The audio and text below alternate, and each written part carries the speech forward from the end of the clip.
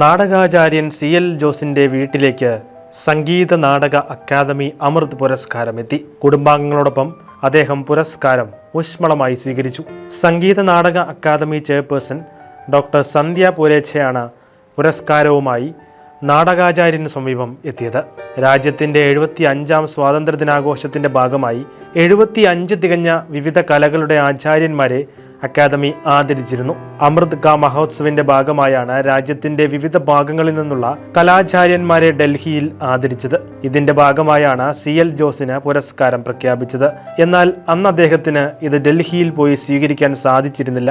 CL ജോസിന്റെ ഭാര്യ ലിസി ജോസ്, മകൻ ഡെയ്സൺ, മറ്റ് കുടുംബാംഗങ്ങൾ എന്നിവരും പുരസ്കാരത്തെ എതിരേൽക്കാൻ ഉണ്ടായിരുന്നു. CL ജോസിന് അക്കാദമി ചെയർപേഴ്സൺ ശിലാഫലകം സമ്മാനിച്ചു.